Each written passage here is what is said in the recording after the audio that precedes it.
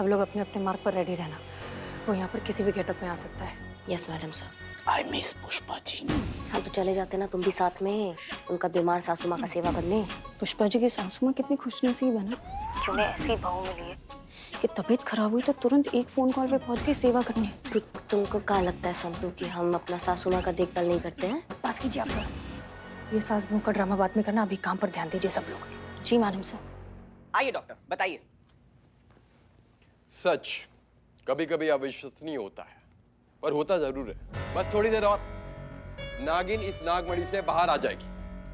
अच्छा जीती सुन ना, अगर तुझे कोई ऐसी इच्छाधारी नागिन मिलती और तुझे तेरी इच्छा पूछती तो तू कौन सी इच्छा पूरी करवाता? ये भी कोई पूछने वाला बात है संतू जी? आई तो कंफर्म है ना कि हम भी घर बसाते नागिन के साथ, मासूमियत के साथ। ये इच्छाधारी नागिन ना तेरी ये इच्छा कभी पूरी नहीं कर सकती। सांप के जहरीले अंडे, चुप हो जाओ नहीं तो तुम्हारा ना आखिरी इच्छा भी नहीं पूछेंगे हम। चुप रहो, मिशन पर ध्यान दो। देखो उधर देखो।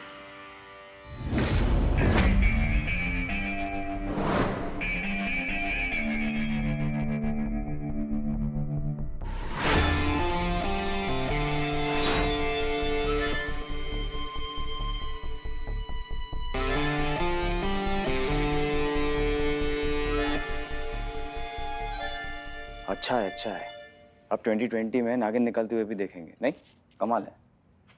आपके कमाल पे कमाल का शेर याद आ गया। वाह वाह। किसी ने खूब ही कहा है, तेरा कमाल तू ही जाने। हम तो तेरी हर शय को बेमिसाल मानते हैं। और ये मीडिया वाले हैं। अब अगर आज नागिन निकले तो भी ब्रेकिंग न्यूज, नहीं निकले तो भी ब्रेकिंग न्यूज। अब दोनों केसेस में जीत तो हमारी है ना। जी जी। और जहां तक मुझे लगता है आज नागिन निकलेगी, और अगर निकली तो जो ये नागमणि बेच रहा है ना, वो तो गया डायरेक्ट ऊपर। चलो तो ये सर्कस भी देख लेते हैं।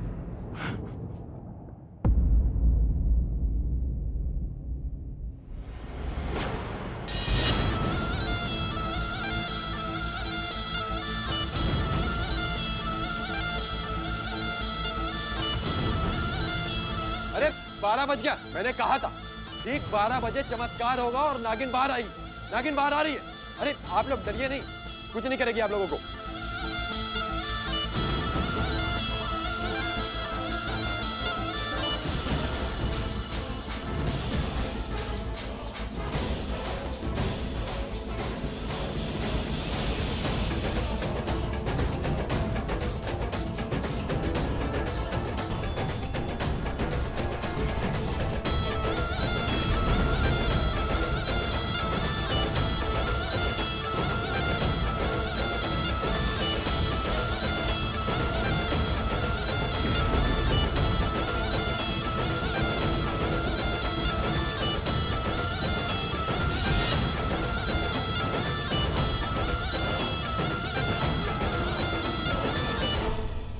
अरे ये देखिए, ये है इस नागमणि की नागिन। मैं नागिन हूँ और यहाँ पे बदला लेने आई हूँ, और मेरी दिव्य शक्ति कहती है कि वो यही कही है जिसकी मुझे तलाश है।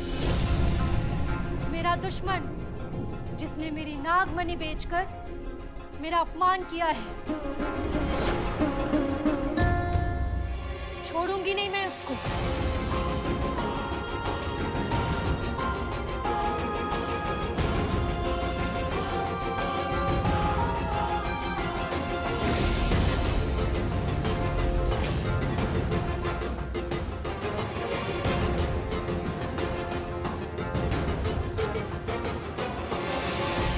सब लोग ध्यान से सुनिए। अगर हमारा ठग यहाँ पर आया है तो ये सब देखकर उसकी बेचैनी जरूर पड़ जाएगी। फिर उसे दवाई लेनी होगी जिसका असर ठीक 2 मिनट बाद होगा। सब लोग प्लीज अलर्ट रहिए, वो कभी भी हमारे सामने आ सकता है।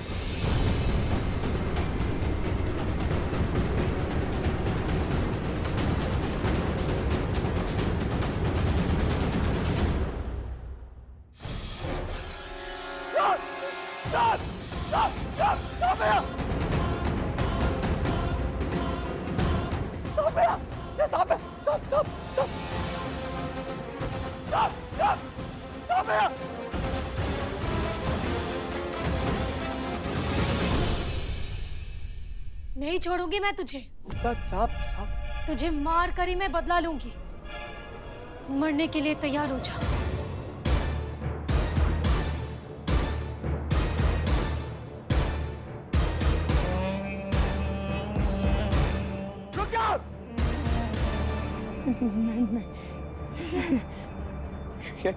ये कैसे हो सकता है? ये नहीं हो सकता। अरे क्या हो रहा है मुझे? ये इस डॉक्टर का बेवकूफ बनाया था मैंने। ये कांच का टुकड़ा नागमणि बताकर इसको बेच दिया था।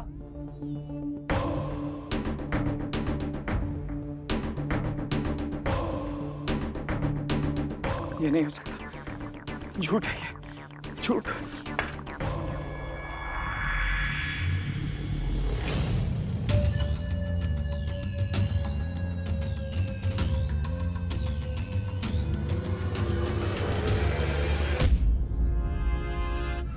वैसे तो हम सब जानते हैं, लेकिन ये कभी नहीं जान पाए कि आनंद जैसा इंटेलिजेंट टैलेंटेड आदमी के पीछे क्रिमिनल माइंडसेट है।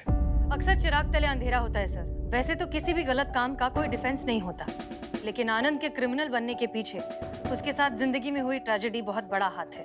पूरी तरीके से काबिल होने के बावजूद बस एक मामूली से आंख के डिफेक्ट की वजह से वो एकेडमी ज्वाइन नहीं कर पाया, और इसी गुस्से और फ्रस्ट्रेशन ने उसे क्रिमिनल बना दिया। अफसोस इस बात का होता है कि आनंद अपने टैलेंट का बहुत अच्छा इस्तेमाल कर सकता था। देश की सेवा करने के लिए सिर्फ वर्दी पहनना जरूरी नहीं है। बिल्कुल सही कहा मिस मलिक, लेकिन मैं हैरान इस बात पे हूँ कि इसको इसी की तरीके से पकड़ा कैसे किया है सब आप लोगों ने? सर, दरअसल हमारे पास अपराधी की जितनी भी फर्स्ट हैंड इंफॉर्मेशन अवेलेबल थी, उस पर हमने अनुमान लगाया कि उसे एंजाइटी की प्रॉब्लम है। अगर प्रॉब्लम है तो वो दवाई भी लेता होगा, बस। फिर हमने डॉक्टर विकास और डॉक्टर प्रवीण के साथ मिलकर एक प्लान बनाया। आसपास के जितने भी मेडिकल स्टोर्स हैं, वहां पर हमने एंटी एंजाइटी पिल की जगह वो दवाई रख दी जो हमें डॉक्टर विकास ने सजेस्ट की थी। इस दवाई को लेने से इंसान को थोड़ी देर के लिए हेलुसिनेशंस होने लगते हैं। अब घबराइए नहीं, इस दवाई का सेवन करने से किसी को कोई मेंटल या फिजिकल रिस्क नहीं है, और अगर थोड़ी बहुत भी किसी को परेशानी होती तो हमने पहले से ही आसपास के जितने भी हॉस्पिटल्स हैं या क्लिनिक्स हैं, वहां पर सारे डॉक्टर्स को अलर्ट कर दिया था। प्लान के मुताबिक आनंद ने दवाई ली और फिर जो हुआ वो सब आपने देख ही लिया। ऑफ कोर्स इस सब में किस्मत का साथ देना बहुत जरूरी था, जो कि हुआ, और हमने अपराधी को पकड़ लिया। हम तो इसे देखते ही पहचान गए थे सर, बस इसके कन्फेशन का इंतजार कर रहे थे।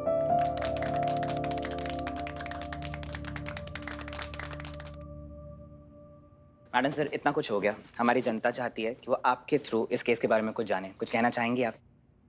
बस यही कि इस तरह के केसेस में जितनी गलती आनंद जैसे क्रिमिनल्स की है, उतनी ही गलती हमारी भी है। सब कुछ बहुत जल्दी से पा लेने का लालच या लॉटरी जीत जाने का लालच, ये लालच हमें कमजोर बनाता है, और आनंद जैसे क्रिमिनल्स तो बैठे ही हैं इस बात का फायदा उठाने के लिए।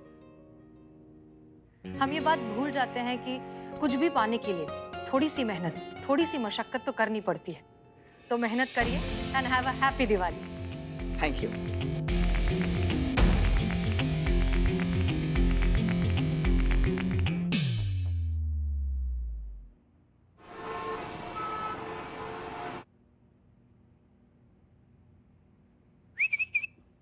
चीते, जोक सुना ना, जोक।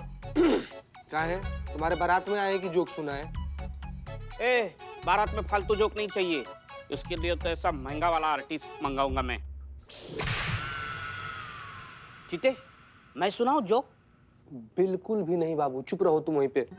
अच्छा, मैं सुनाता हूँ जोक। चीते, रजिस्टर हुआ अब? संतोष जी, रजिस्टर होता रहेगा, पहले ये जोक सुनो, जोक ऑफ द डे सुनो। सुनो तो एक बार क्या होता है, जेलर कैदी को कहता है कि कल सुबह तुम्हें 9 बजे फांसी दी जाएगी। तो कैदी कहता है ये हो ही नहीं सकता। पूछो क्यों? क्यों? क्योंकि कैदी कहता है मैं उठता ही 10 बजे हूँ।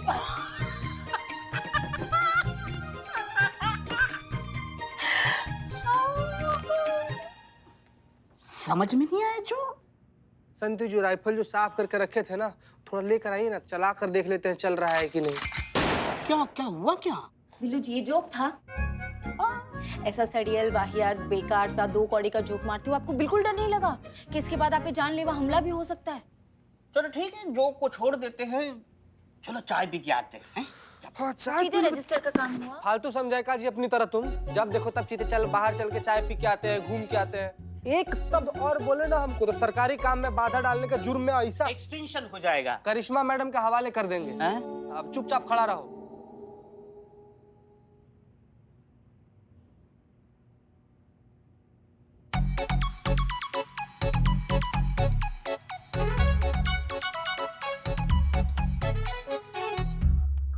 चीते चीते सुनना सुनना, चीते सुनना सुनना, ये तो ऐसा कर सकता है।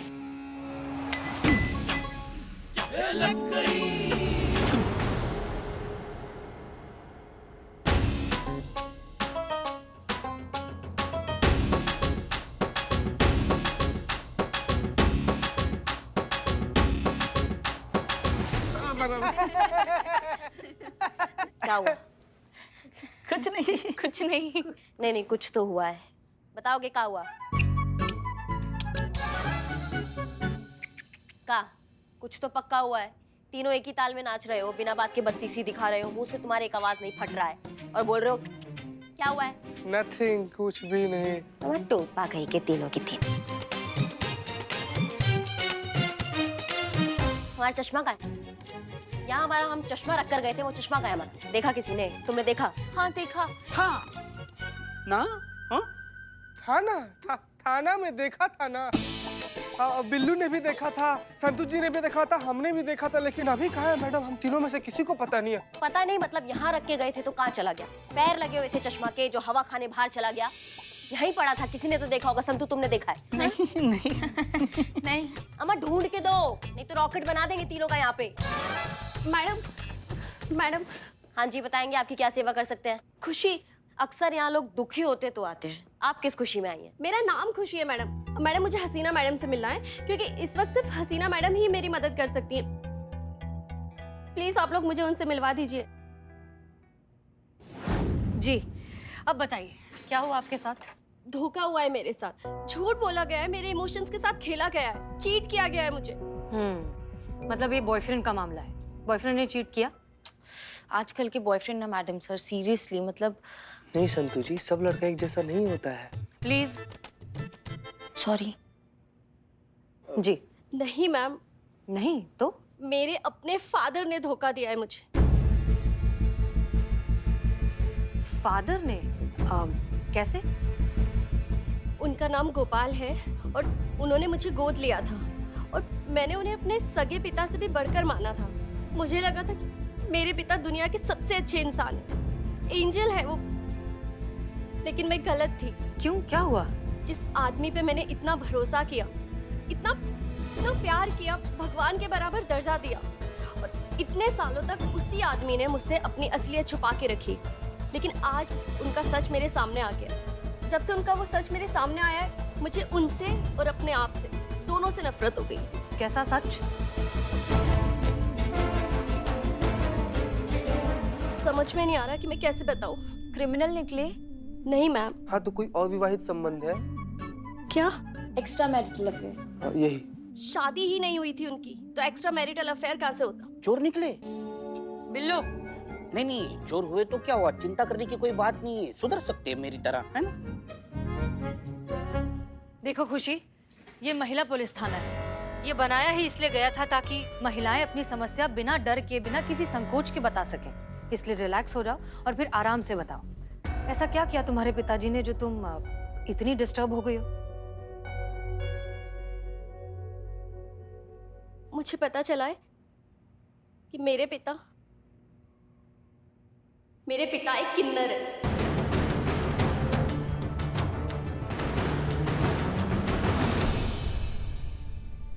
जो खुद को पुरुष दिखाने की और जताने की पूरी कोशिश करते हैं, जो कि वो है नहीं। आज जब मैं अचानक कॉलेज से घर जल्दी वापस आ गई, तो उनका वो सच मैंने अपनी आंखों से देखा। आज मैंने उनको आईने के सामने मेकअप करते हुए देखा, और मेकअप करते समय उनके हाव भाव भी बिल्कुल औरतों की तरह थे। मुझे तो अपनी आंखों पे विश्वास ही नहीं हुआ। और फिर मैंने उनकी अलमारी की तलाशी की, जहां पे मुझे एक डायरी मिली, और उस डायरी में उनका सारा सच है और उनके किन्नर होने का पुख्ता सबूत। शर्म से मेरा सर ऐसा झुका कि मैं खुद से भी नजरें नहीं मिला पा रही हूँ। क्यों? किन्नर होना कोई गुनाह तो नहीं है, ये किसी के भी साथ हो सकता है, इट्स वेरी नेचुरल। हाँ, उन्हें छुपाना नहीं चाहिए था, ये उन्होंने गलत किया, लेकिन इसमें शर्मिंदा होने वाली क्या बात है? खुशी, अपने घर जाओ और अपने पिताजी से डायरेक्टली बात करो। तुम उनकी बेटी हो, ये तुम्हारा अधिकार है। नहीं मैम, मैं अकेले उनके पास नहीं जाना चाहती हूँ, इसलिए तो मैं आप लोगों के पास यहाँ पर आई हूँ। आप प्लीज मेरे साथ चलिए।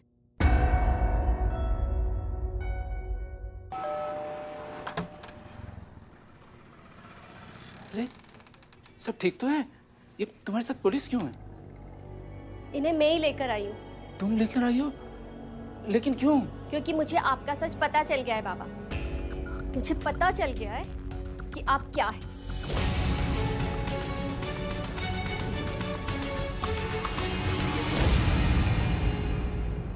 मिस्टर गोपाल, प्लीज संभालिए अपने आप को। हम यहाँ आपको सपोर्ट करने के लिए आए हैं। प्लीज घबराइए मत आप। बैठकर बात करें।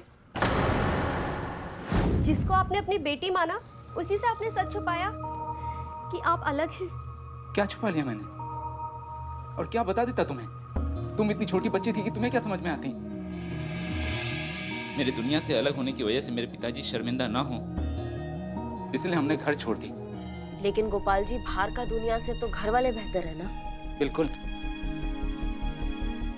बाहर की दुनिया बहुत ही क्रूर और निर्दयी थी, लेकिन मेरे पास कोई दूसरा रास्ता नहीं था। मैं लड़ा, जैसे जी सकता था जिया।